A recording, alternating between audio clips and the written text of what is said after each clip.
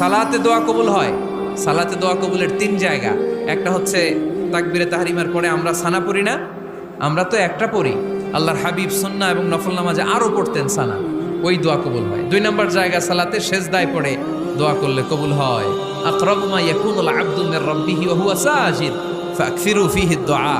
বান্দা যখন সেজদায় লুটিয়ে পড়ে বান্দা আল্লাহর সবচেয়ে কাছে চলে যায়। তা কিন্তু বিশ্বনবী বলে সেজদাটা তোমার রবের কুদরতি পায়ের উপরে পড়েছে।